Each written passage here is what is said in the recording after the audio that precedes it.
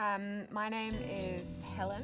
I'm a hair and makeup and special effects artist based in Sydney, Australia, and I work in the film and TV industry. Definitely my favourite part of makeup and special effects is the more gory, the more bloody, the more interesting, just because I'm a bit of a horror movie fan, so that's always really fun for me. I didn't think when I started doing makeup, I didn't think that I would really enjoy doing the beauty makeup and the hair and all of that kind of thing, but I do actually really like it.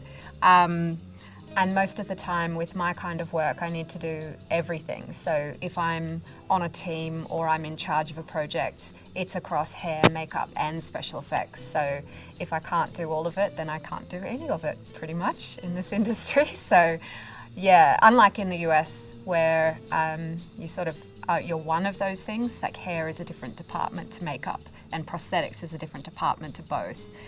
In Australia we have a much smaller industry, so you have to be a bit of an all-rounder and be able to do everything. So I enjoy it all. I definitely view horror movies differently now that I'm working in the film industry. I used to watch them all the time as a kid. I'd go to sleepovers and we'd watch like Chucky and that kind of thing, and Candyman and Poltergeist, all of those old sort of dodgy horror movies. But these days now, because I work in film and I see all of the behind the scenes of everything, none of the makeup effects I ever find scary. I usually find them really interesting.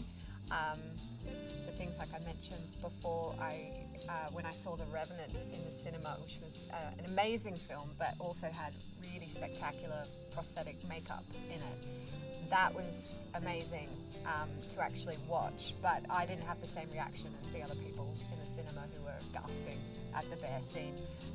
I was sort of going, yes, come on, rip his flesh off, it's great.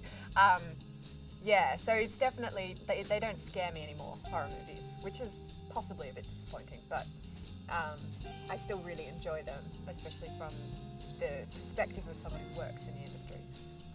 So in terms of filmmaking and everything sort of being pretend and being a mask, makeup's definitely a big part of that, because obviously with an actor, they're putting on a different character whenever they're getting into makeup and getting into wardrobe and getting into character to be on set. They're trying to be someone else. I find that process really interesting, especially being so close to the actor. I can sort of watch them as they sit in my chair, especially if we're doing a long makeup that goes over 4 hours or something. They sort of start to change into this other person, and I find it really fascinating. But it's also something that I have to do a little bit, because I have to sort of mirror their behaviour and the way that they are speaking to me and reacting to me when they're in my chair, because I don't want to disrupt that process.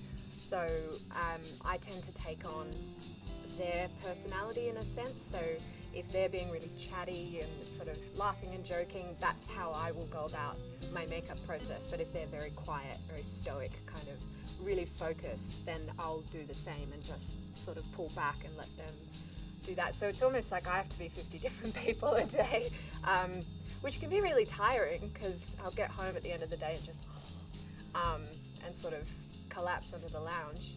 But it's really fascinating, and it suits me really well, because I think each actor brings out a little bit of my personality, and I sort of get to be a whole bunch of different moods in a day, which is fun.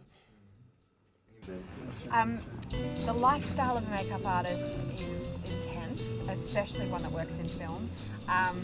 It's definitely not for the faint of heart, I think, and it is tricky when you have a family. So my hours are so long when I'm working on a film. Quite often they're sort of minimum 12-hour, sometimes 14, sometimes 18 has been the longest for me, hour days, and then you'll be right back at it the next day, so 5 days a week, and that can be for months at a time. That can make things really tricky in terms of actually having a life outside of film, because you get home, by the time you're home, there might only be 6 hours to sleep, if that, if you've got no prep to do.